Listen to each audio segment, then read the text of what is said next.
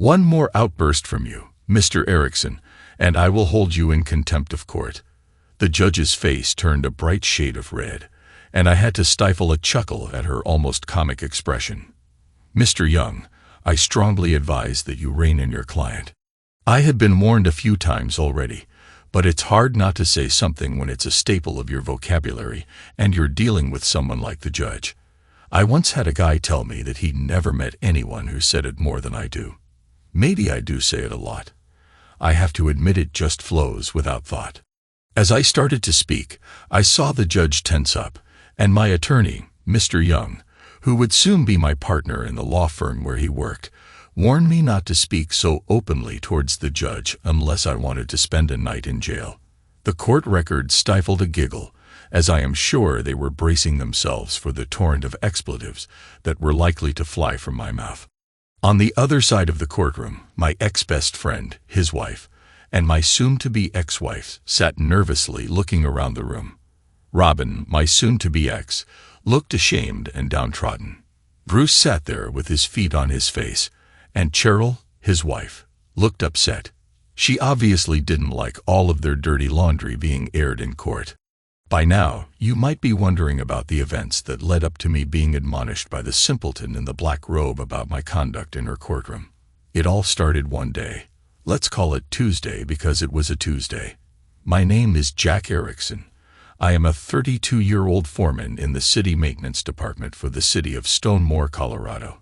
I started with the city 2 days after I graduated high school. In winter, I plow the major thoroughfares. In summer, I do whatever needs to be done. Robin works a few hours a week at the church as a break from her housework. Our city maintenance department is split into 4 quadrants, each with its own supervisor and a foreman. I am not that supervisor. I never went to college and used common sense, so I could never get the position. Also, I avoid having anyone's Johnny near my mouth. Another qualifier: usually, if a supervisor tells a crew to do something, it will ask someone like me before they waste their time. All of the foremen were promoted into their jobs, while supervisors were directly hired. Monday evening brought one of those nasty June thunderstorms that produced a lot of high winds and hail. My quadrant got hit the hardest with wind and hail, so we had a lot of tree limbs and other debris to clear out of the streets. I had 6 crews going around with dump trucks picking up that stuff. I drove around in a pickup with a list of street flooding complaints. I checked each complaint area to see if storm drains were blocked with debris. If they were, I'd call out one of the 2 vacuum trucks I had at my disposal. I also had 4 street sweepers running all day long. In the afternoon, I surveyed problem alleys to see if we'd need to bring in gravel soon. None of my 3 parks got mowed. I'd have to get crews on that in the morning. My wife Robin and I had a nice 4-bedroom, 2-story home in an older neighborhood. We couldn't afford to live with the rich folk on the southwest side of town, but we didn't live in the east side gangland either. We got along fabulously with our neighbors. Tom and Jerry McBain lived next door. Ron and Cindy lived directly behind Robin and me, and my childhood friend Bruce Harris lived behind the McBain with his wife Cheryl. All 4 households got along so well that we had no fences separating our backyards. Bruce and I have been friends since we were in middle school. I got him into more trouble than he knew how to get out of, and to make matters worse, his parents were extra religious, while mine gave less than a damn about what God said. Dad often told me that as long as I didn't knock some girl up and cost him a bunch of money, he really didn't give a damn what I did. Most of the time, if Bruce's mom and dad were going to nail him for something, I'd tell them I did it, and he was mistakenly blamed. I know they hated me, so their opinion of me didn't really matter. Bruce grew up to be as religious as his parents, if not worse. He went to a Bible college and became a preacher. He is the pastor at one of the local churches. I don't go to church except for Easter and Christmas. Robin, on the other hand, goes to church religiously. Pardon the pun. While Bruce was at college, he met Cheryl. Cheryl could have been a model. She is 5'7", 110 Ls, with blonde hair and blue eyes. With all of that going on, she is a prayer machine. Bruce is like the eat to my young, but there isn't a damn thing I wouldn't do for him, or so I thought. I got home on Tuesday evening to find that I had to warm up leftover meatloaf from Sunday for dinner. I didn't really mind doing that, but my wife hadn't actually cooked a weekday meal in a few months. I wanted to sit and enjoy a 12-pack, but the red mark on the calendar for that day told me I could have one beer with dinner and no more for the rest of the night. Red days were the days I was on emergency standby and could get called out at a moment's notice to handle some issue. I ate my dinner while Robin showered. I wish she'd spend as much time paying attention to my little Johnny as she did in the damn shower. It was 7:00 p.m., and I wasn't sure if I'd see her again that evening. I half asked, "How was your day when I got home?" And that was about it. This had been going on for a couple of months, and I was getting a bit tired of it. The worst part was our intimate life. We used to get it on 3, maybe 4 times a week. In the past 3 months, I had gotten intimate twice, missionary only and 2 half-assed tub jobs. She didn't even seem to notice me anymore. And that night was no exception. I watched the Rockies play the Padres on TV and wished I could get my Jeremeister on around 10:00. I was contemplating going to bed when my phone rang. I figured it would be Bruce whining about the Rocky Bats failing miserably or asking me to have my guys do something around his church. But it was the city-county dispatch calling to tell me about a water main break on the north side of town near the Birchwood Mall. I packed a few snacks in my lunch cooler and headed out the door. I almost went upstairs to tell Robin what was going on, but decided screw her. She didn't seem to give a damn anyway. So let her figure out on her own that I wasn't coming to bed. I got to the city yard and got the keys I needed while waiting for my crew, which was made up of guys from every quadrant that night, plus a supervisor from the city water department and 4 of their guys. I hooked a trailer up to the new Kenworth dump truck and loaded a Caterpillar backhoe onto it. By the time I was done loading, my crew was there, and we all headed for the place where we figured the break was. When we got there, it was obvious that the Northwest crews hadn't gotten to the storm sewers yet because the street was flooded. I sent a couple of guys back to get a vacuum truck. It was 1:00 in the morning before I pierced the pavement with the backhoe. With all of the water still on the street, it was slow going. By 3:00, we had the pipe exposed and began hauling away the mud I had dug out of the hole. We would have fresh, dry sand and gravel from the city gravel pit to fill the hole back in.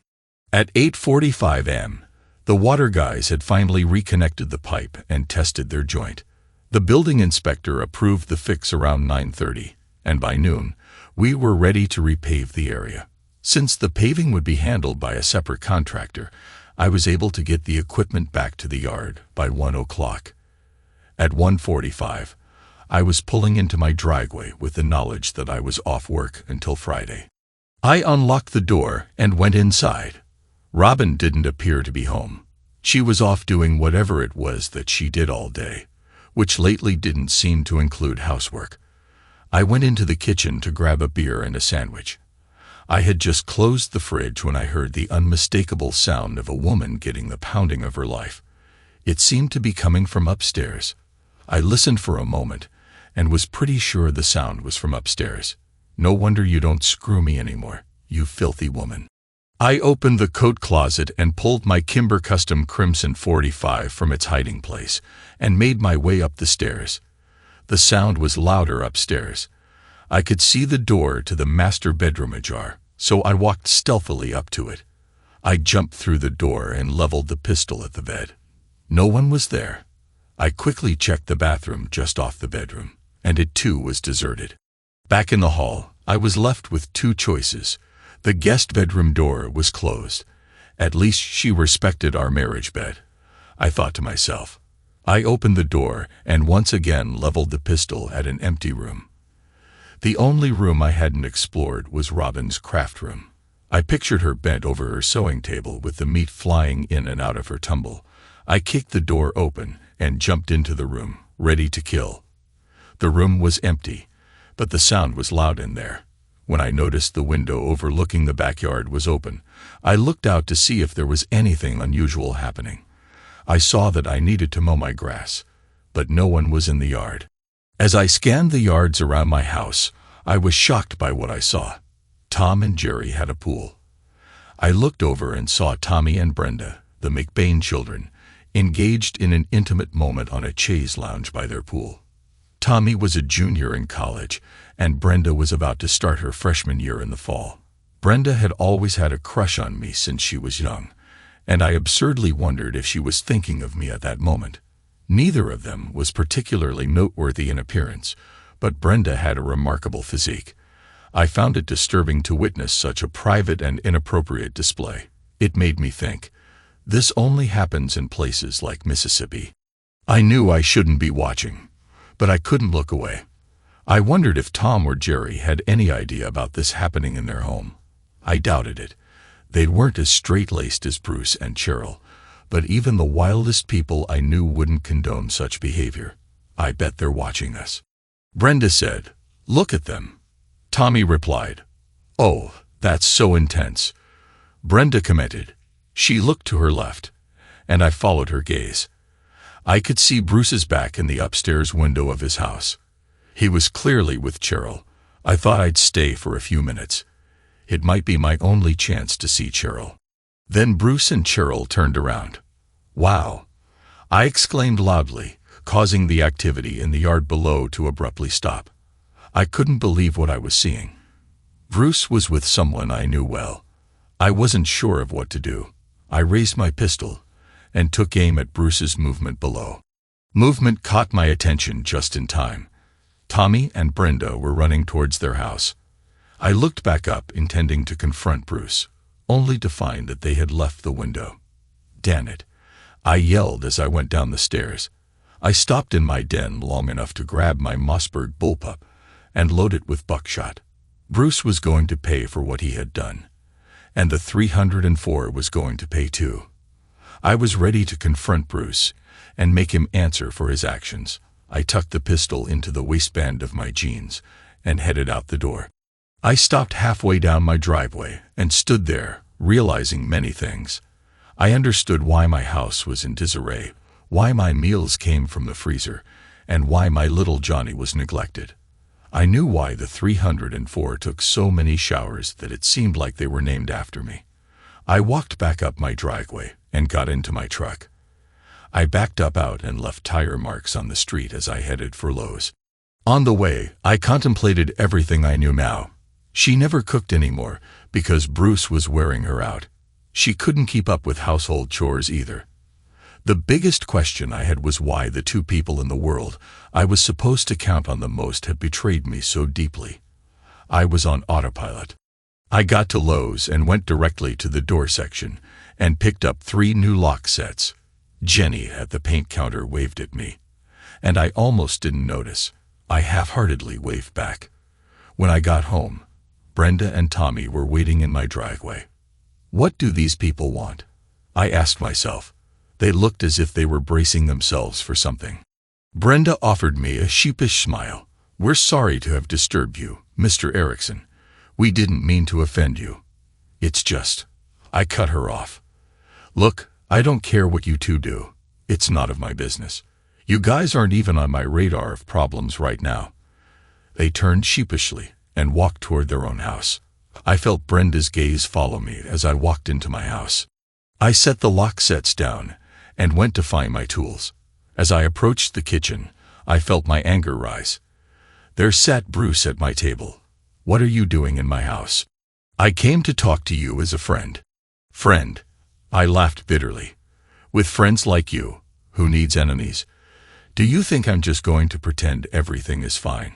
Jack, it doesn't have to be this way." "Bruce, just get out of here." I slid a knife across the table to him. He looked at it, and then at the kimber in my hand. "Come on, Jack," he said a bit shakily. "You can't seriously expect to pick it up if you care so much about your so-called morals. Let's see how much you really believe in them." Bruce jumped up and ran for the door. He stopped on the porch and turned back. "Jack, we've been friends forever. Are you willing to throw that away? I lost 2 people dear to me today, but I think when I get past all of it, I'll realize it really isn't a loss. Where's Robin?" She's at my house. She's afraid to come over here. You tell her she has 5 minutes to get here if she wants even the slightest chance of staying married to me. Now get off my property before I do something I'll regret." Bruce scurried off, and I wondered how long it would take Robin to come home. A few minutes later, I heard her crying. Long before I saw her, I bet people wondered what was going on when they saw Robin walking up the sidewalk sobbing. She reached to hug me, and I took a step back. "Please keep your distance, but I love you, baby. There's no one I want to spend my life with but you. Let's go inside. We don't need to argue about problems." I went into the living room and sat in my favorite chair. She sat on the loveseat and asked, "Would you sit here next to me?" "No, I don't want to be near you. I've never liked uncomfortable silences," I replied. She jumped right in. "So how long have you been seeing Bruce? He loves you like a brother. He's your best friend." Bruce was my friend. Friends don't betray each other like this. It's just intimate. What a load of nonsense. Whoever thought of that excuse needs to have their head caved in with cinder blocks. I yelled. "There's no need to be angry. You still have me. I'm not going anywhere." "You aren't. You're choosing Bruce over me in our marriage. You can't give me 5 minutes of your time anymore, but you can be with him at the drop of a hat. How wonderful." I felt a headache coming on and put my head in my hands. She started getting up and walking toward me. "Sit your butt back down. I hope it is worth a decade of marriage that you're tossing aside, babe." "I'm not tossing our marriage out. We can stay married. I'll just be intimate with Bruce. I don't love him, just as a friend. He says he can come take care of your needs once or twice a week. Well, isn't that mighty kind of him? I think I'll just find someone else to take care of my needs." "No, you're my husband, and no one needs to be intimate with you except for me. We are still man and wife. Not much longer at this pace. Ex-wife is more fitting for a woman who chooses Bruce Harris." "No, please don't talk like that. I love you with all my heart, but I love Bruce's company too. You just need to understand Bruce has it all planned out. We can all be happy." "Oh, I understand perfectly. You wish to have your cake and eat it too. It's not like that at all." "Then explain it to me, damn it." "I can't. You'd never." "Well, I think Bruce wants me back." "In 3 minutes? What the hell are you babbling about, you idiot?" She looked like I had slapped her. "You've never called me names. You've never talked this way to me. What's gotten into you?" "Oh, let's see what might have me a tad bit on edge. It might have something to do with the fact that I haven't slept since yesterday morning, and I worked all night.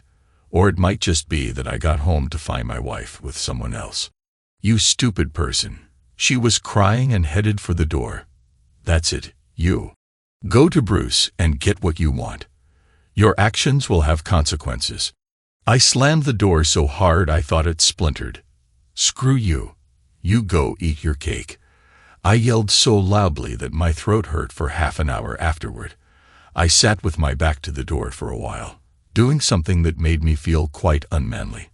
My dad would have whipped me, but if he'd seen me with tears, so I sucked it up and got on with my tasks. I changed the lock sets on all of my doors and recoded the garage door to open at 4 o'clock. I decided to take a break. I was dragging but needed to sit. I flipped on the TV and tuned into a talk show.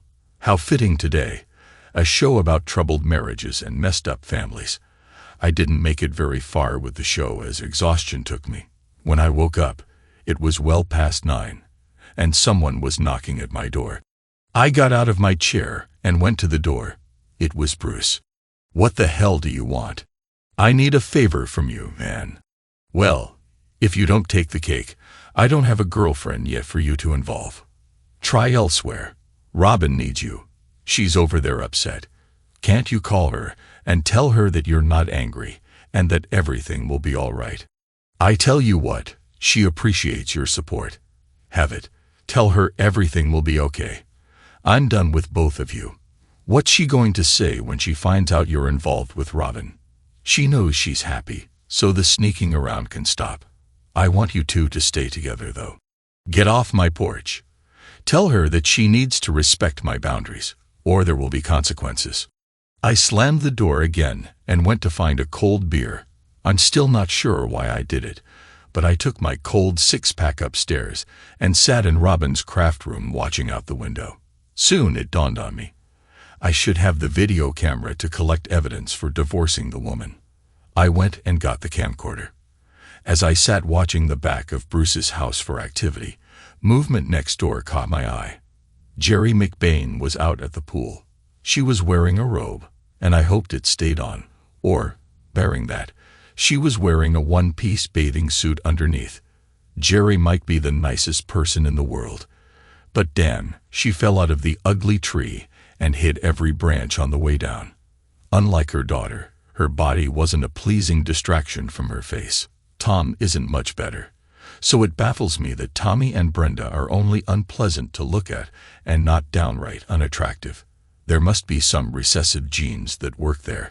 Well, God just wasn't smiling on me that day. Jerry removed her robe and dove into the pool. I turned my attention back to Bruce's house with the camera on night vision. I could see Cheryl and Robin sitting on their back porch swing. They weren't talking loud enough to hear, so I didn't bother trying to record them. I saw headlights splash across the back of Bruce's house and knew Tom must be home. He manages a restaurant and works late most nights. He went straight to the pool and started stripping. What the hell did I do to deserve this? I watched Bruce until I heard the splash of Tom entering the pool. They cozied up, embraced, and treaded water. I could hear their conversation perfectly. How is work, babe? Busy as hell. I had to fire one for smoking on his break. You warned him. I heard something interesting today. Oh, do tell. Jack kicked Robin out today. What? Really? Yeah, he actually kicked her out today. Has he lost it? Those two would die without each other. I always figured she'd throw him out for his foul language. You have to be wrong. According to Tommy and Brenda, when they were cleaning the pool, they saw Bruce and Robin in Bruce's window having intimate moments. I guess Jack must have been at home for some reason. They heard Jack yell a profanity and saw Bruce and Robin quickly stop their activity. They said Jack left the house, came back with a Lowe's bag, and changed the locks. Some hours later, Robin came over, and when she left, he slammed the door and called her a... I can't believe it. Jack, I'll have to see him tomorrow, and make sure he's okay. I'd like for you to stay away from Bruce. I always thought he looked at you and Robin a lot closer than he should have. I shuddered at the thought of Bruce mentally undressing Jerry. Brenda said she was going to take him a cake tomorrow to cheer him up. She's always thought highly of Jack. He's crude, but I can't think of anyone else I'd want on my side. I saw him this morning working on a street by the mall. Was he wearing a hard hat? Yes, and your construction work is quite impressive. Maybe I can get Jack to model it for you. I shut the door again. Normally, a guy loves to hear that someone finds him attractive, but for the first few weeks that we lived next to Tom and Jerry, I thought they were a couple. Jerry can look quite professional. You're so bad, she told him. I can't for the life of me figure out why Robin would rather be with Bruce when she has Jack at home. You're starting to make me get a complex, you know. You're the only person for me, my dear. When I realized that something was happening that I didn't want to think about, I decided to go to bed. I wasn't sure I'd sleep, but I turned on the radio for some noise and found a heavy metal show on a college station. I lay there listening to intense tracks by various bands. Just before the show ended, they played a song titled "Make Them Suffer." As I listened, I felt a strong desire for retribution. I was awakened the next morning by someone pounding on my door. I shook off the last vestiges of sleep and went down to see who had an early morning visit. I opened the door ready to confront Robin for disturbing me, only to find Cheryl Harris. Oh, it's you. What the hell do you want? Robin's stuff isn't packed yet. I don't want you to pack her stuff, Jack. I want you to let her come back home. Here I thought you were going to ask for something unreasonable. I'm going back to bed. I started to close the door, and she put her hand in the way. "Wait, Jack. Why are you doing this? Robin is hurting for you, and you won't consider her feelings." "What's to consider? She wants to be with you and Bruce more than she does with me. I'm allowing her to be with you too, and I am staying out of the way. Bruce and I can't have her live with us. We have an image we have to protect. You should have thought of that before you involved my wife in your situation. Why can't she live with you?" "Really? You don't see a problem here?" "I gave her a chance to stay. She chose your company over me. The most messed up thing about it is that you don't seem to have a problem with it, but I do now. Leave me the hell alone. Will you? She still loves you, Jack. We didn't want to take her away from you. We love her, and you as well. I hate to see you throw your friendship with Bruce away. He's dead to me. So is she. You can't mean that back. She will still take care of your needs." "Oh, why didn't you say so sooner? I feed and board her, buy her clothes, car, and everything she needs. She continues to be involved with you too, and I get dismissed once a week. Bruce gets his time and doesn't have to pay for upkeep. Screw that. Do I get time with you?" "Sorry, Jack. I am a one-person person." "A one-person person," I said amusedly. "Man, I'd sure like one of those." "Well, then that's what I have to go find. Tell the others to stop their activities. They'll be out here in an hour or so. Come on, Jack. Stop acting like a caveman and join the modern age. Bruce and I have an image to keep up for our community. We can't have Robin living with us." "Well, it sounds like you have a dilemma. Sucks to be you." I slammed the door and went to make some decisions. Screw their image, I said to myself. I can't believe anyone thought I'd go for this stupid idea. They want to appear squeaky clean while having wild interactions with my wife. Court Grinder's words came back to me. Make them suffer. I called a guy I worked with and asked him who had handled his divorce. He walked away with almost all of his hard-earned assets when he caught his wife involved with her brother. It seemed that deceit and manipulation were prevalent. He gave me the name of the law firm. It seemed that Crosby, Stills, and Nash specialized in representing men who didn't want to get taken advantage of in their divorces. I called and got an appointment that afternoon for a face-to-face with one of their best. Then I packed all of Robin's clothes and toiletries into bags and put them on the front porch. I boxed up a lot of the things I knew she'd want and added those to the pile. Finally, I put her car keys under the floor mat and went to the bank. At the bank, I canceled all of the credit cards, closed my bank account, and reopened one in my name only. She had a card in her name that I didn't know about until then. I gave them Bruce's address so they could send him the bill. At 1:00 in the afternoon, I went to the law office. I had heard that David Crosby had a reputation for making quick work of any divorce cases. When he couldn't easily win, he hired the secretary instead. I was shown into the office of Bert Young. He was a scruffy guy, but his record spoke for itself. He sat there and didn't say a word as he looked over the files I had brought in. Then he called his paralegal in, told her something, and the girl left with my paperwork. "Mr. Erickson, I think we can get you everything you want and take the pressure off," Bert explained. "Do you have photo or video proof?" "No, but the neighbor kid saw them too. I just want her out of my life. I don't care what she does after that." The paralegal brought in a bunch of papers, and I started signing. Bert explained what each one was and why it was necessary. Then he gave me a list of things I needed to do. I had already done a few of them. I gave him his retainer and went home to nap. Robin's stuff was gone when I got home. There was a note taped to my door. I took it inside and lay down on the couch. The note was from Robin, imploring me to allow her to come home. No mention of giving up my involvement with Bruce. Bert and I had decided to serve her with legal papers at church on Sunday. I got a kick out of the idea and decided I'd attend. There were over 50 messages on my answering machine connected to my landline, all deleted in one fell swoop. With the aid of beer, I was able to sleep well that night. When I went to work the next morning, I set to fixing Bruce's property first. I called up the city accounting department. I had allowed my crews to haul several loads of gravel to Bruce's community center for nothing. I had kept the slips, and now I knew why. Janice assured me the bill would be entered as late or unpaid, so Bruce would be getting a call from the collection department at $45 a ton plus another $30 for transportation costs. Bruce now owed the city $7,500 for gravel, and would be getting a visit from the building inspector since he never pulled permits for the work. I also called out loud in front of the water company supervisor if they had a compliant water meter.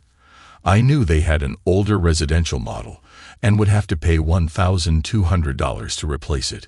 Bruce knew I kept them from paying the bills on a lot of things. Make them suffer, I thought. I was going to bankrupt him. I also knew of several home projects Bruce hadn't done properly. Building inspectors now knew of those. Bruce would pay a lot to get it all straight. I knew he'd call in a while, pissed off. I told my supervisor what I was doing with the slips, just as I knew he would. Bruce called at noon. "What are you trying to pull, Jack?" "What do you mean?" "You know what I mean. Building inspectors telling me I have to undo the whole parking lot. You said everything would be fine, but it seems I forgot to turn in a bunch of paperwork. But don't worry, I'll be reprimanded. I hope they fire you." My supervisor came in just then. He knew who was on the phone.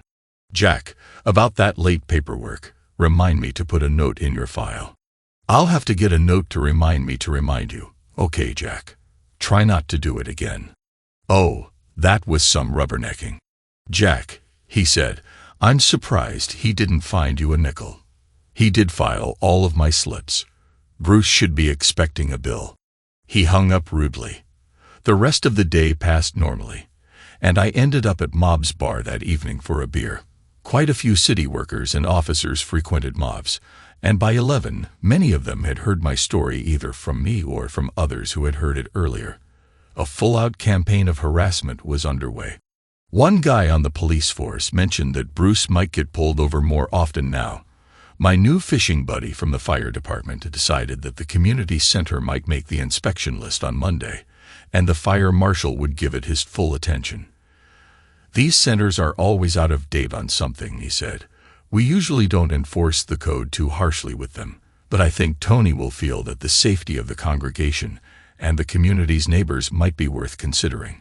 Sheila Torres, a secretary for the county clerk's office, mentioned that the assessor might discover an error on Bruce's property tax assessment for last year, and a past due amount might have to be dealt with.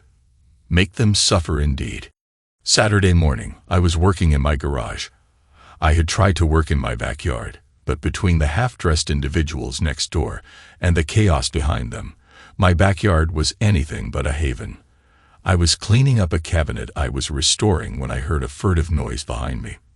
These individuals just never learn, do they? I thought. I could literally feel eyes boring into my back. I knew it had to be Robin. I spun around to confront her, only to lock eyes with Brenda. Hi Jack, or I mean Mr. Erickson. Hi, what do you need?" Brenda looked at her. I thought whoever coined the term butterface was definitely looking at Brenda McBain when he did. She definitely had a body to die for, and at the moment, she wasn't covering much with her attire.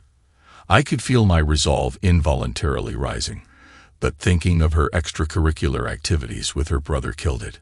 "I have a video you might find useful, Mr. Erickson," Brenda said. She handed me a USB stick and allowed her hand to linger in contact with mine. Meanwhile, my eyes locked under her chest.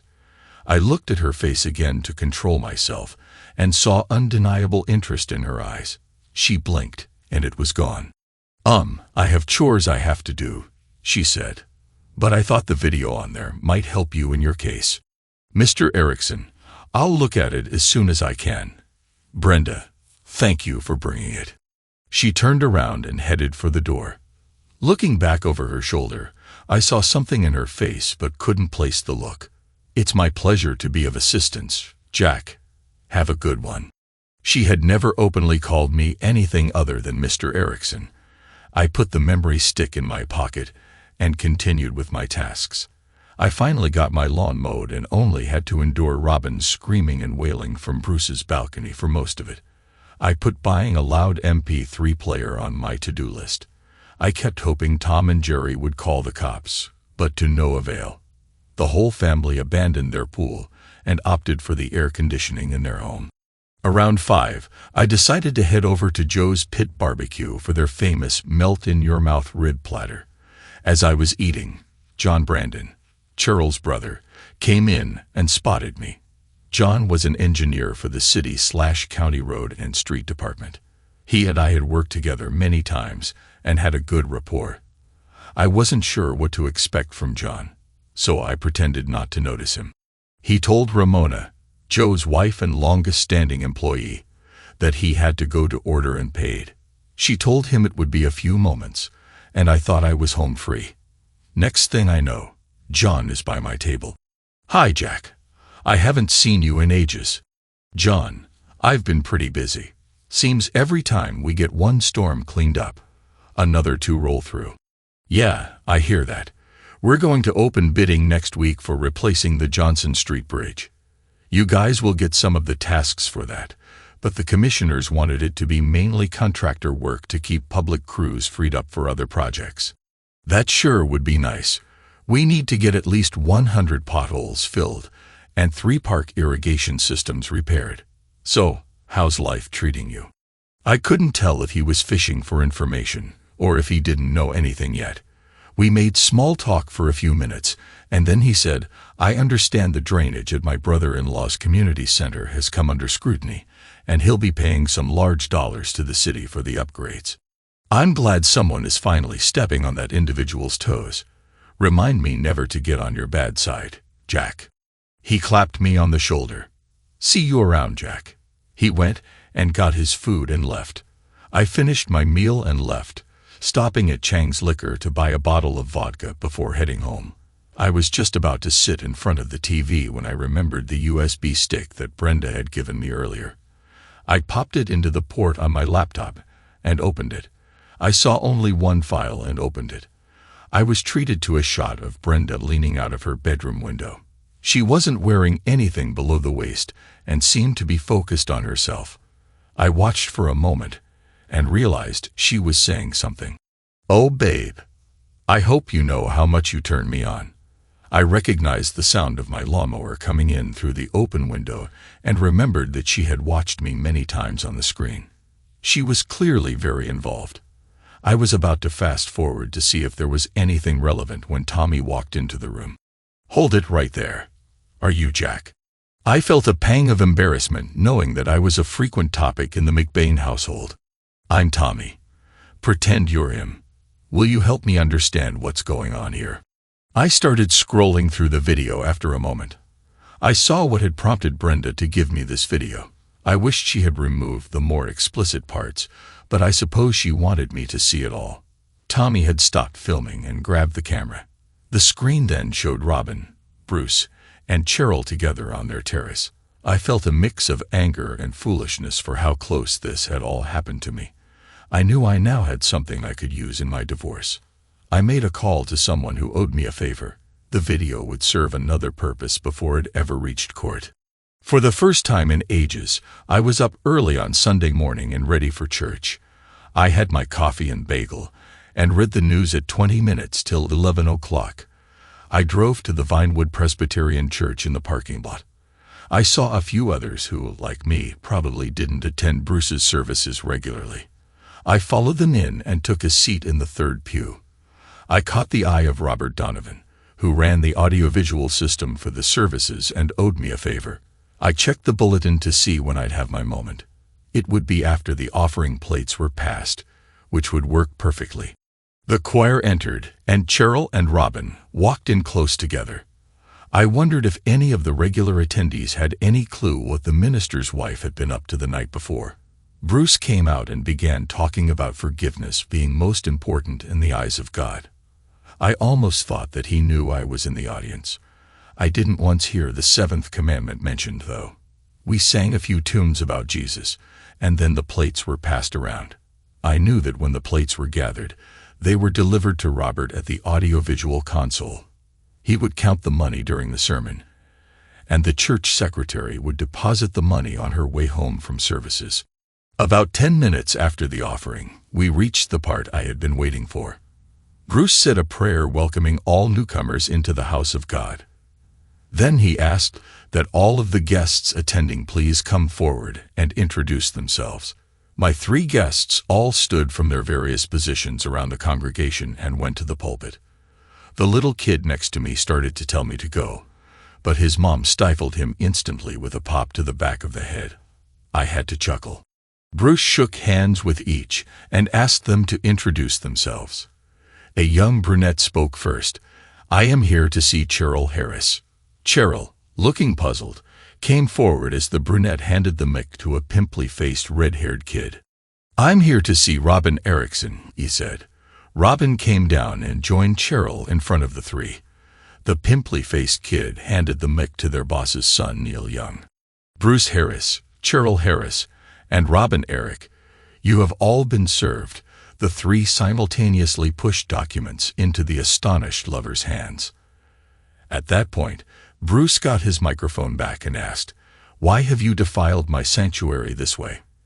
As if on cue, Robert streamed a video clip that I had carefully edited to protect my neighbors onto the big projection screen behind the pulpit. The image of Bruce, Cheryl, and Robin together was larger than life in front of the congregation. I saw 4 or 5 attendees reaching for their belongings, and I knew the authorities would be here soon. One lady approached Bruce and expressed her disapproval. At some point during the chaos, Robin read her paper and let out a blood-curdling scream. I was headed for the door and turned to see who was causing the disturbance. Unfortunately, both she and Bruce saw me, and she came running. Bruce couldn't have reacted better. I spun for the door only to be met by a police officer who must have been at the donut shop across the street. Days later, after all the dust had settled and the district attorney had refused to file charges against me, Bruce had the privacy fence installed as his restraining order against me required. Sure, I wasn't allowed anywhere near his community center except on city business, but he wasn't allowed to harass me either. Even better, Robin was included in the order and only allowed to contact me through Burt Young. Sonny Bono, our assistant DA, had even chuckled a bit when I told him how I had slipped the USB stick into the collection plate for Robert to find. Bruce had been screaming for me to be charged with trespassing, but since it was a public service, he didn't get far with his complaints. Robert was relieved of his duties, but because Bruce didn't want any more publicity, he didn't say a word when Robert took a job at the Presbyterian church across town. Burt Young called me 2 days later to inform me that we'd go before the Honorable Sonia Kagan in 2 weeks to begin proceedings. She can be a real challenge. She tends to give the wife more leeway than the husband, but since I already own the house, there aren't too many ways she can disadvantage me. She always gives alimony to cheaters, though, which makes me a bit nervous. My immediate supervisor is a kid just out of college. I pretty much call the shots in my quadrant, since he never overrides me. He knows I know the ropes and leaves it at that. The supervisors of the other 2 quadrants are easygoing, but don't let their foremen have as much control. However, they get out there and work with their crews. It's best if my supervisor stays in his office. Marvin Taylor, the supervisor for the worst quadrant in town, neither gives his leads any attention, nor helps his crew. Marvin is one of those guys you just walk the other way from if you see him coming. Dick is probably the best term for him. Most guys say they'd rather pull their hair out with pliers than spend 5 minutes talking to Marvin. Most of us believe he caught some member of the city council in a compromising situation, or he was the mayor's associate, and that's how he's managed to keep his job this long. Luckily, I rarely saw Marvin. Every once in a while, he'd actually see me in my office when he had nothing going on and stop in. Today, he obviously had nothing pressing and graced me with his presence. I knew that if he managed to have a 5-minute conversation without saying anything offensive, it would snow tomorrow, even though the 4th of July was only a week away. "So, Jackie boy, I hear you're getting a divorce. What happened? Did she catch you in an unfortunate situation? I wasn't about to tell him the truth. No, I just got tired of her. Do you have a judge yet? Yeah, Judge Kagan is hearing the case. That horrifying individual. She ruined my friend royally in his divorce, gave that brother unacceptable behavior, and he married the house and the kids. Jeff has to pay for both. I hope you have a good attorney, Jack. Jeff went in with some man he found in the free ads. I wondered if Marvin ever thought about the hate he spewed. He managed to defile 2 reputations in one fell swoop. I wondered if he ever talked this way in front of Jimmy Raines. Jimmy was Marvin's foreman, a 6-foot, 240-pound African-American who had played linebacker for the New York Giants. On the surface, he appeared as if he would react aggressively, but I learned that after a beer or two, Jimmy was a riot. One evening, we were at Mob's and had been drinking for at least 3 hours. Each time one of a group of 5 fraternity boys approached the bathroom, Jimmy would get up and handle them, all the way. They finally left without ever going to the bathroom. Jimmy thought it was hilarious. Zeke, the bartender who was 6'5" and 320 elves, politely asked Jimmy to stop interfering with the college kids and told us that our next pitcher was on him. Jimmy was a great guy, but I have my doubts he'd find humor in Marvin's rampant use of offensive language. It was Jimmy who saved me from Marvin's further harassment by appearing and telling him that they needed to get out to the site where his most inept crew was. Once the guys realized what a difficult person Marvin was, they either transferred or quit. As Marvin and Jimmy moved on down the hall, I said a quiet prayer of thanks for Jimmy and his timely appearance. In 2 weeks, I'd be in front of that challenging judge, and I doubted Jimmy could help me out of that one. But hey, I thought to myself, maybe it won't be all that bad. What the hell kind of person is this on the bench? In her black robe, Judge Sonia Kagan sat unflinchingly as a torrent of frustration erupted from me. This individual had actually ordered my soon-to-be ex-wife's request for counseling to be undertaken when I stated I wouldn't go. She threatened me with jail. I turned to Bert and said, "Come on, you've got to tell this person that therapy isn't working." I looked at the judge and said, "I just want to be rid of this difficult situation and her unreasonable actions." Bruce hung his head as if he wanted to disappear. Cheryl was pissed off, and if looks could kill, I'd have been on my way to peace long before that particular speech. Bert had subpoenaed the witnesses as material witnesses. They had fought it only to be threatened with a failure to appear charge if they didn't show. The congregation had already dwindled to the point that Bruce's 2 Sunday services for 150 or so parishioners had become one service for 10 who either couldn't find another community or just wanted to see if a gathering might occur. 3 representatives from the main church in Denver were planning to get a new pastor to replace Bruce. The once proud core of 20 was now just Cheryl, Robin, and old Charles Brown. First and foremost, it's only said X. I wondered if she'd buy that excuse for me. If I'd been caught with my involvement, it's like having my personal matters exposed. I recalled how I had hooked up with her. Homecoming meant more to Southern Colorado State than it did to others. Others went and supported the team no matter how badly they performed. Most of us just knew that the parties were going to be outrageous. Willie Barnes' bonfire and festive event on the Eastern Prairie was no different than any other bash around town. Willie was 45 years old, but held the event on his uncle's ranch every homecoming without fail. The old individual got excited about college and high school attendees shedding their clothes and him getting to roam about and watch. Willie got arrested 5 years later when 6 girls complained that he had assaulted them, and charges stuck for 3 of them. Homecoming during Robin's junior year was truly special as the Fighting Farmers actually won their game. Now half of the opposing team had stomach flu, but SCS won, and that was all that mattered. I wasn't a student. I worked for a living and hoped one day to afford some classes.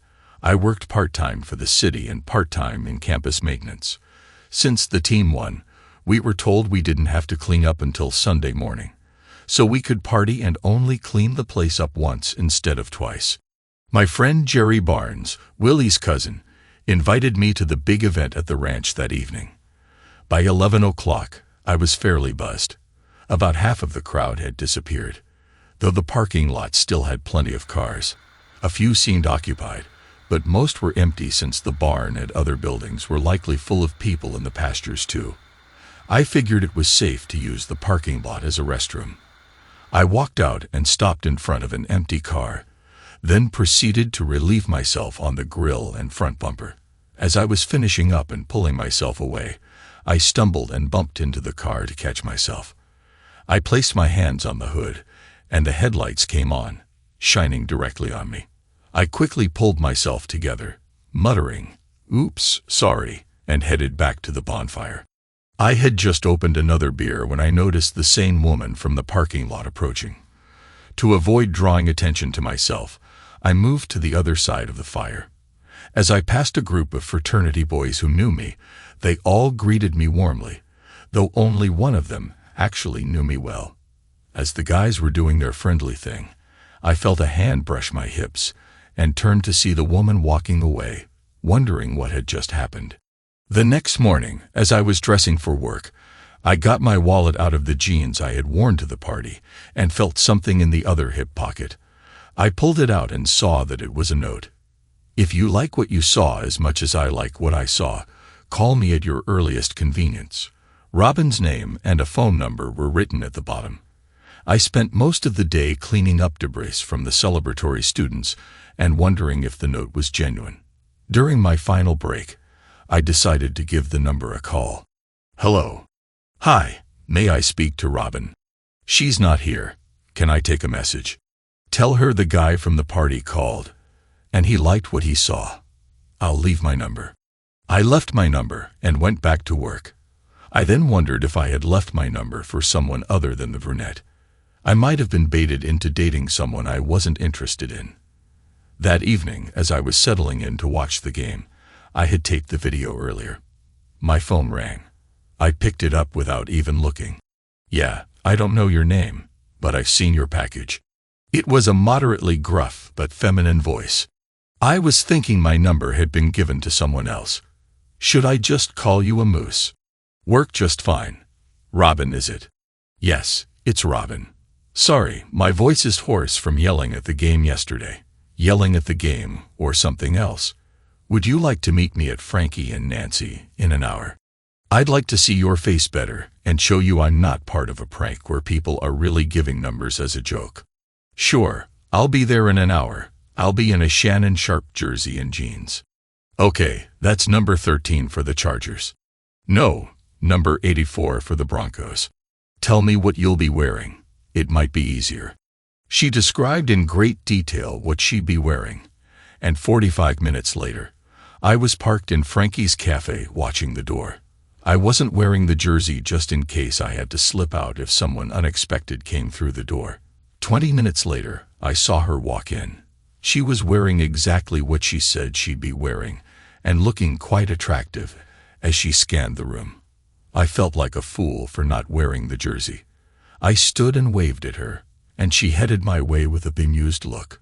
2 or 3 guys stopped her on her way, but she quickly greeted and dismissed each one. "Funny-looking Broncos jersey, Jack. Afraid of a switcheroo being pulled on you."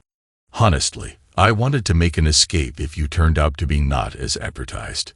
I guess I can't really blame you there. We drank coffee and ate pie until closing time, and then said our goodbyes.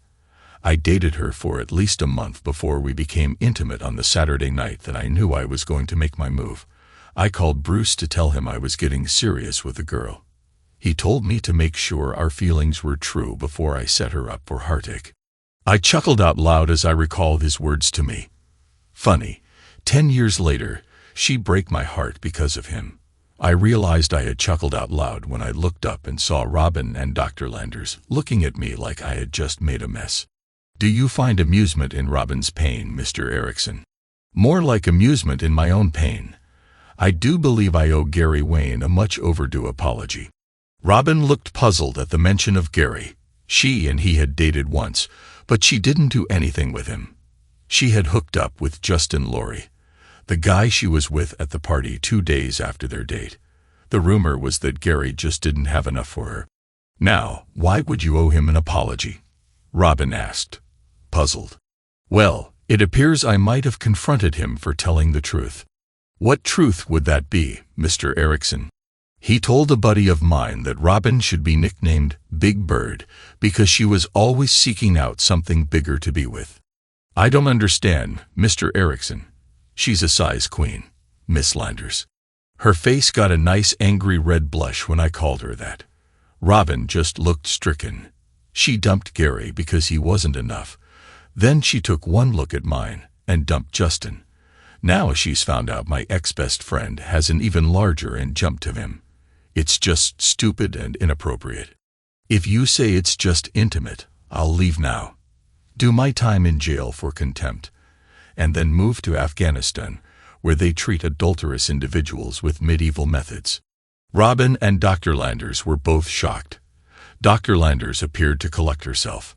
Now, Robin, you'll have to realize that narrow thinking doesn't comprehend multiple partners in a happy marriage.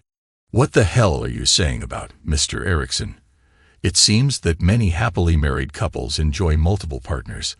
Many husbands who realize they are not enough for their wives have no issue with sharing her with another man. Some even derive unparalleled pleasure from watching their mate be happy with someone else. I couldn't believe what I was hearing. I'd seen videos and read stories online about so-called cucks, men who ended up sleeping on the side while their partners were with others. There isn't enough substance in the world to make me accept this kind of arrangement. It would be a cold day in hell before I'd watch my spouse with someone else. I'd rather walk away than ever consider this kind of humiliation. Now, Jack, don't you think you owe it to yourself and your marriage to be more open-minded? No one said you had to watch or clean up afterward, although you could if you wanted. Yeah, Jack, that would be so exciting. I could even take care of you afterward. No way. You think I want to accept leftovers? I suppose you'll soon suggest I wear pink attire while you and Bruce are together and sleep in a cage at the foot of the bed. Oh no, Jack. We'd let you sleep in your own bed. I'm leaving, I said, my frustration clear. I was sure the receptionist was ready to call for help. No, Mr. Erickson, if you're open to other ideas, you might still save your marriage. Don't you get it? I don't want to say save it. I want out. I want to find someone who believes in the vow to forsake all others. No, Jack, you are my husband, and I won't allow you to be with anyone else. Oh, it's fine for you to seek out more companionship, but not fine for me to find a new partner. Screw you if you think I'm going to sit back and support you while Bruce is involved with others. You have a screw loose. I'm done. I'm out of here. I stood up, pointing at Robin. I'll also be talking to my lawyers about getting your life license pulled, you unbalanced person. I walked out of that building feeling better than I had since this whole ordeal started. I got in my truck and drove straight to Bert's office. He got that old look on his face the moment he saw me. Please tell me you didn't do anything drastic. I'd have loved to, but I didn't. I probably said some words they didn't like, but other than that, I proceeded to tell him about the session. I told him about the rehearsed feeling I had gotten from the whole scene. I told him about the counselor's attitude towards me. Jack, you're not the first to complain about this. I don't know what it is, but any complaint seems to get swept under the rug. I would have warned you, but I'd likely get hit with threats of tampering charges. I'm not going back to that fat bubble, but Jabba the Hutt can jail me if she wants. I'm not sitting through 3 more hours of this. Bert told me he'd have David Crosby make a few calls. Stay out of trouble, Jack. We'll get this over sooner rather than later.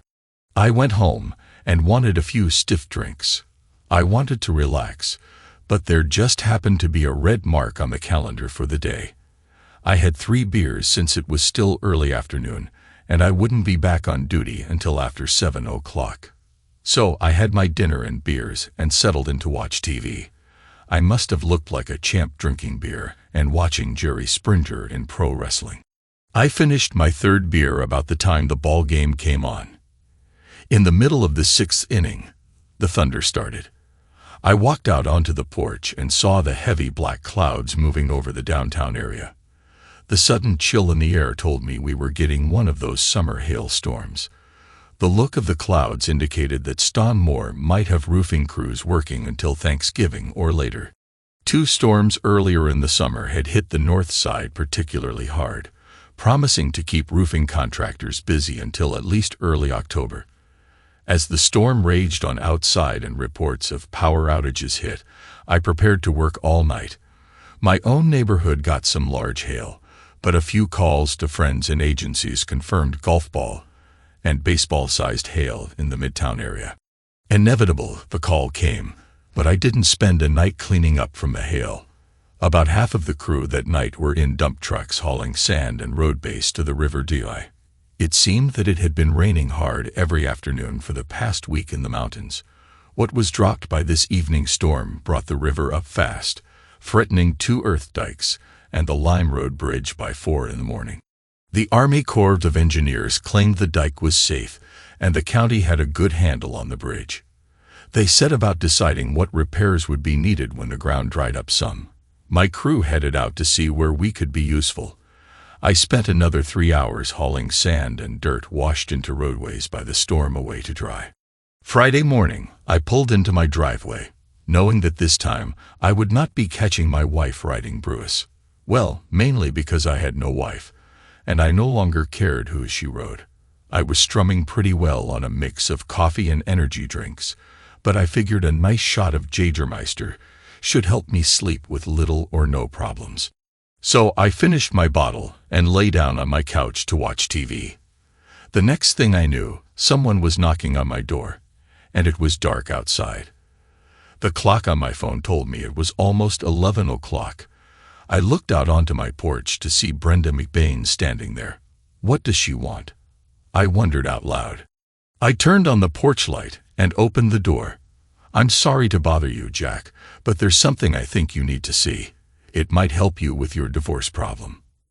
I stood there for a minute, trying to comprehend what she could possibly show me that would help with my ordeal. It didn't help that she looked incredibly attractive. She was wearing tight shorts, a light yellow halter, and for the first time, I noticed that her eyes were a beautiful shade of gray. She said something that I didn't catch and then turned and headed for her driveway. Even with my brain on autopilot, I could discern that she wanted me to follow her. She opened her car door, and I went to the passenger side and got in. As she drove in silence, I caught myself constantly staring at the shape of her marvelous legs. I had thought that Robin and Cheryl had some nice legs, but they had chicken legs compared to Brenda. I think she caught me staring a time or two because her smile would widen. I caught myself staring at her body almost inappropriately several times in profile. Her face wasn't as bad as it seemed. Brenda drove me to a group of abandoned buildings downtown. The city had bought all the buildings in hopes of making revenue from developers that had been buying property in the area about 12 years ago.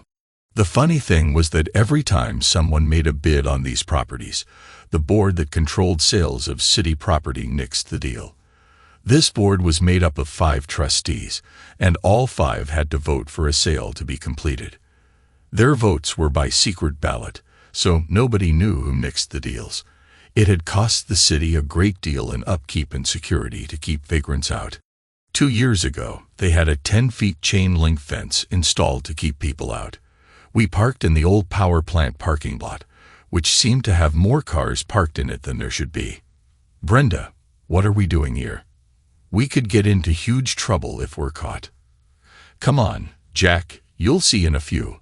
I'm positive this will help you in a big way. For the life of me, I couldn't figure out how getting arrested for trespassing would help me with a divorce that seemed to be going sideways, but I followed Brenda anyway. She came to a spot in the fence and walked through. I got to the fence and saw that it had been cut. I was about to ask Brenda who had cut it when I saw she was 30 feet away, approaching a base window of the old King James Hotel. I caught up to her, and she motioned me to the window. She pointed to a spot where I could see light coming out of the window. What the hell? I knew the power had been cut to the building years ago, yet there was light. I looked through and realized why Brenda had brought me here. I gasped in surprise and took in the scene. Brenda handed me her camcorder on the way home. She explained how she had discovered what was going on at the hotel. Tommy and I were spying on Bruce and Robin one evening when he mentioned that place to her. So, on the following Friday night, we followed him and Robin there. I was surprised that Cheryl didn't go. So that was Friday night choir practice. Brenda looked over at me as if she was embarrassed that I had discovered another of my wife's secrets. Don't worry, Brenda, I'll keep you and Tommy out of everything. My issue is with the others. You know the only reason Tommy and I are involved is that we are both too unattractive for anyone else to want to have intimate relationships with us. Where in the hell did that come from? I wondered to myself. I knew I had never questioned their activities. Oh, that can't be true. I bet there are countless guys who would love to be with you. Maybe some who'd use me, but none want to be seen in public with me. I've had 3 boyfriends who would date some reserved individuals and then want to meet me in secret afterward. I hear the jokes, Jack. They call me Butterface, you know. Kill her body, but her face. And they call me a 3-bagger. Bag on my head, one on his, in case mine falls off, and one by the door for anyone who might accidentally walk in. I'm good enough to have intimate moments in the dark and in secret, but not to be dated or shown off in public. Come on, Brenda, it can't be all that bad. If I was a guy your age, I'd be all over you. I felt like a real jerk for lying to her, but she was on the verge of tears and had just helped me out big time. You have indeed helped me out tremendously, and I'd like to take you out to dinner tomorrow evening. Get all dressed up, and I'll pick you up at 7 o'clock. Okay, you don't have to give me pity, Jack. Besides, I'm going to Denver tomorrow morning and won't be back until Sunday evening. It's not pity, and if you want, I'll take a rain check on the dinner. She agreed to the rain check, and I got out of the car and went inside. I had the opportunities where I wanted them. In the morning, I'd make a few phone calls by Thursday. Everything was in place. I had called Bert first. Well, I have to warn you that what you're doing is considered extortion. I do think it will work. Dan, no wonder that she always orders the things she does. My next call went to Mike Starr. Mike and I had been buddies in high school, and now he was an investigative reporter for the local TV news. I gave him copies of the video and all of the pertinent details. He had heard rumors about this before and told me they also did it on Wednesday nights. Sometimes he was going to stake out the hotel and expose them live on TV on Monday morning. On Monday morning, I went into the head of the city maintenance department's office with a proposal that would achieve 2 things. First, I would solve a storage problem we had, and all it would cost the city would be some fences. Second, it would put access to the hotel out of reach for those I wanted to make suffer. He liked the plan since the city already owned the property. All the maintenance department had to do was put a request in with the zoning office. The board that controlled the sale of city property would never be involved, since we were only reappropriating land, not selling it. Since the fences wouldn't cost more than $150,000, we wouldn't need to submit a budget request. As I was walking out of his office, he told me he was recommending me for a promotion. You saved us at least $500,000 if we get this done, and I am positive that we will. Great thinking, Jack. I need more thinkers on my staff. By Wednesday morning, we had all of our approvals in line, including all the permits we'd need. I was put in charge of overseeing the move and all of the upgrades needed for the property. A 10-man crew was dedicated to my task, and I knew the project would be complete within 3 weeks. Thursday morning, we began moving fencing material to the old power plant parking lot. We were also going to use a large chunk of land behind the hotel for snowplow storage in a brand new sand depot. I left work at noon because I had counseling with Dr. Landers at 1 o'clock. At 12:30, I walked into the reception room of Dr. Landers' office. The receptionist threw me a dirty look and called into her boss's office. 5 minutes later, I was told to go on in, and the door buzzed. Dr. Landers looked so smug that it made it all the more unpleasant for me. "Mr. Erickson, I have to say I am a bit surprised to see you here at all, let alone early. I'm glad we can have a few minutes to do some one-on-one before the session starts." One-on-one would be a new concept, eh? "Excuse me, Mr. Erickson, I just came in today to tell you that I won't be attending the session anymore, nor will I pay for it." She looked upset, and then gave one of those holier-than-thou smiles on her face. "Judge Kagan ordered your attendance, Mr. Erickson. You'll go screw yourself and choke on the largest piece. I won't be going anywhere. Mr. Erickson, you really should watch your mouth. You're going to call your partner Kagan and tell her the gig is up. I know about your little swingers club in the basement of the King James, and pretty soon my buddy Mike Starr is going to know about it too. I'm sure various legal and ethical enforcement agencies will be really curious to know why a family court judge and a family/marriage counselor run an intimate club all the while cheating. There's no such club, stupid witch. Don't try to tell me there isn't a club. I saw you. I saw them. I saw the elk head wearing a fireman's hat and condoms on its antlers." Her face got paler and paler as I ranted on. I didn't bother to tell her that Mike Starr already knew about their club, nor that I had provided him with video proof. He also knew who kept blocking the sale of the properties. I wasn't sure when Mike was going to blow the lid off this case, but I knew it was coming. Judge Kagan and her husband likely stood to lose the most. He worked in the DA's office, and stalwart DA Jim Morrison was always quick to rid his office of anyone who might cause him embarrassment.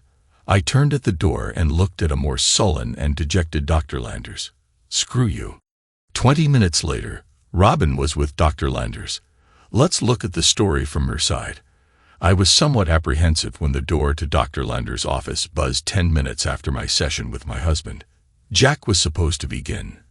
Bruce and my attorney, Justin Bieber, both assured me that Dr. Landers and Judge Kagan would either convince Jack to be more open-minded toward my situation or make the process so long and drawn out that he'd eventually give up and let things be. I wore a shorter skirt than I did for our first session. I opted not to wear hose this time either. My hair was styled just like he liked, and I wore the perfume he bought me for our anniversary last year. Dr. Landers looked absolutely stricken when I walked in. I noticed Jack was not there and assumed that Abby had suffered some family tragedy and had been dismissed already. I was upset that I wouldn't get to see him today. No matter how much his dislike for me was, my love was still strong. I was not allowed to walk down either side of our street or be on the back balcony while Jack was home. Is Jack risking jail just to avoid the session? I asked her. I knew she didn't like macho man types like Jack, and with Jack's boisterous attitude and foul mouth, she had more trouble dealing with him than many other men. There's no session today, Robin. I'll call and let you know the situation when I have more information. She pressed a button, and the door buzzed open. I glanced back at the once confident woman, wondering what could have shaken her so much. I drove to the church to meet Bruce. With some extra time on my hands, I found myself thinking about the gathering planned for the next night and how it would be different from anything I'd experienced before. Bruce and I had grown closer, and I couldn't help but wonder what Jack would think if he were more open-minded and willing to join us. The idea of us all being together seemed to fill my thoughts as I stepped out of the car, catching the scent of my own perfume in the cool evening air. Bruce was on the phone when I went in. He looked to be in a bad mood, but then again, he'd been in a bad mood since Jack found out about us. The look he gave me as I entered his office let me know I'd have to wait to scratch my itch. "That's Terry there. There will be no club meeting tonight. It seems Jack found out about it all and has threatened to call his buddy Mike Starr on the whole thing.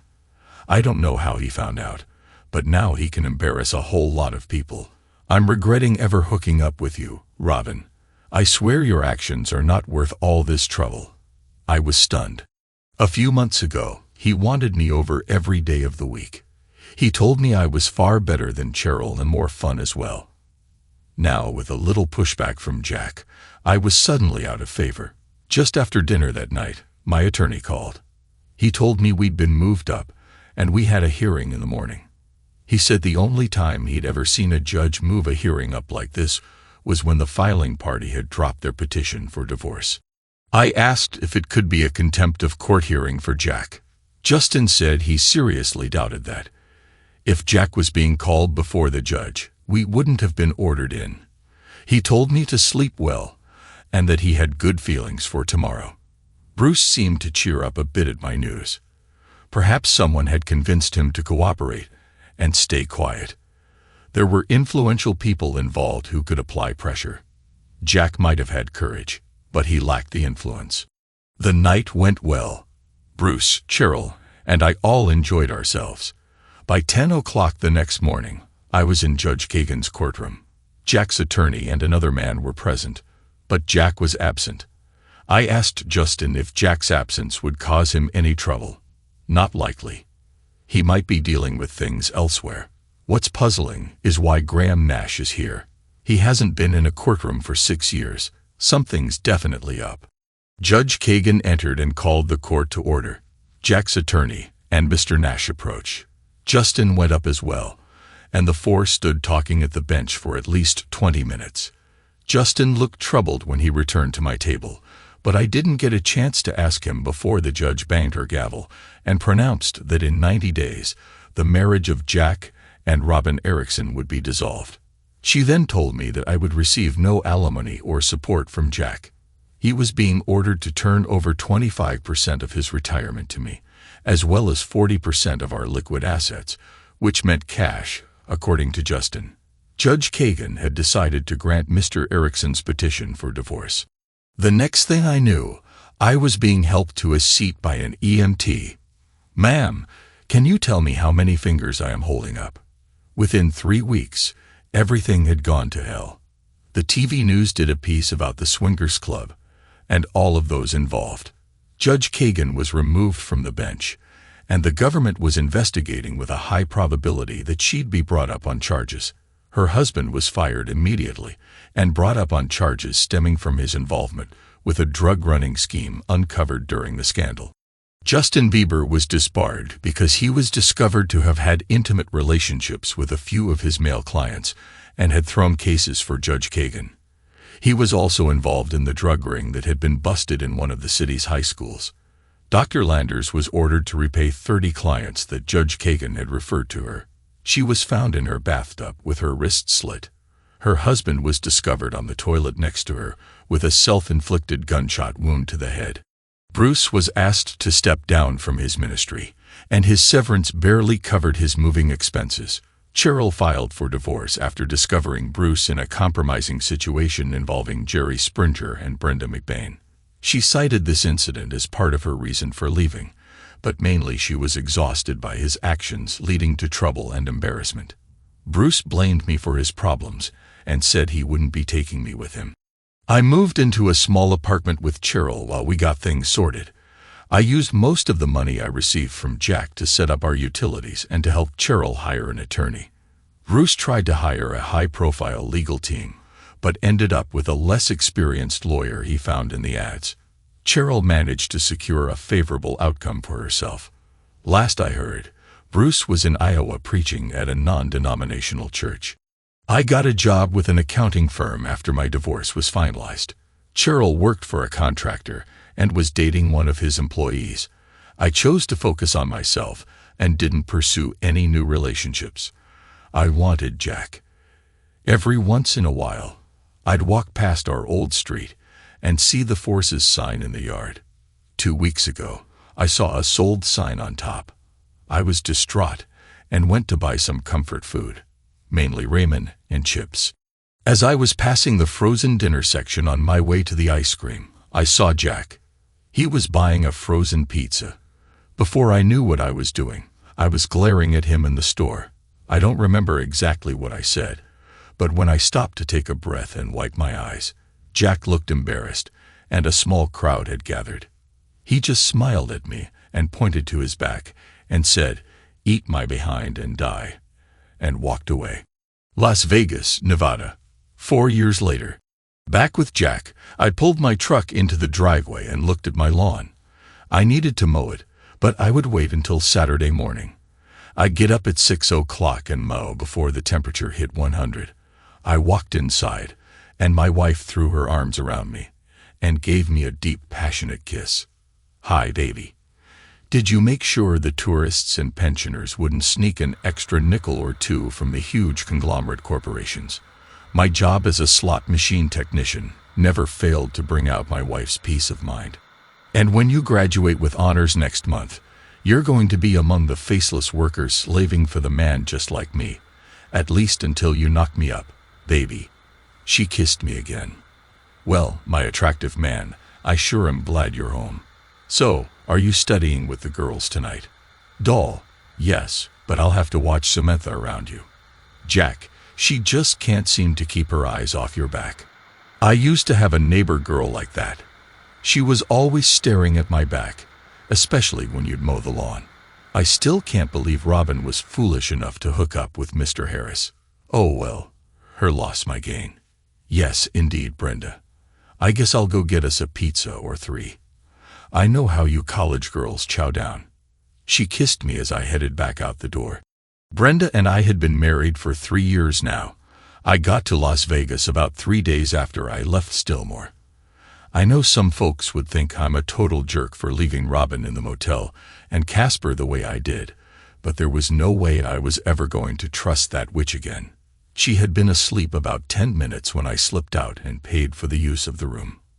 I didn't know how long it would take for her to get someone to come get her, so I bought her 3 days' time. Thanks to Nas and no dud, I made it to Utah before sunrise.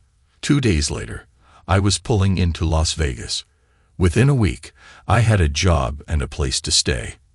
I used my revenue from the sale of my house and my retirement fund to buy a house.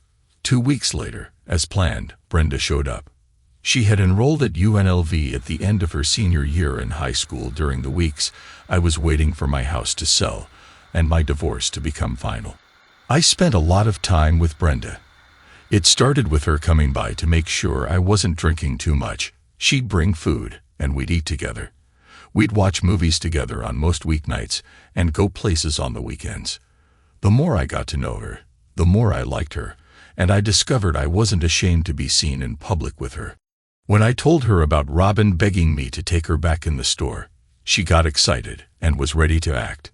"Hey, I have no plans whatsoever of going back to her, Brenda. I'm falling for you. I have a plan if you think you can stand to be with an old man like me." The rest of the sentence was swallowed by her kiss before I could get it all out. That night, after 3 rounds, the first fever and hot, the latter 2 more relaxed and loving, I finished laying out my plan to her. I expected Tom and Jerry to throw a fit, but it was just the opposite. "Jack, you have always been a crude and rough individual, but I can't imagine our daughter in better hands." Tom told me one afternoon in his garage, "I know you'll treat her right and make her happy. Hell, she's been in love with you since the day you and that other one moved in." Jerry added, "Better not have any inappropriate ideas with the son-in-law." I thought to myself, I also wondered if my future brother-in-law would be jealous. A year after we got to Las Vegas, Brenda made friends with a cosmetology student who taught her a new way of doing her makeup so that her positive aspects were highlighted. Her words, not mine. I do have to say it was a night and day difference. Brenda changed her hairstyle and became a rather attractive woman. We got married right after her freshman year. I told her that if she met a guy her age, she was more than welcome to try. She didn't speak to me for almost a week. "You silly, stupid jerk," she said, when she finally started speaking to me again. "Since I was a teenage girl, I have only had eyes for one man. I watched as the wrong woman threw you away. And now I'll be damned if I'll ever let you go." I do talk to people back home once in a while. Of course, Tom and Jerry keep us up to date. Cheryl ended up married to some tile guy. They had a kid last I heard and moved to California. Robin made it back to Stonewar 2 years after I stranded her in Wyoming. It seems she hooked up with a rancher there and married him.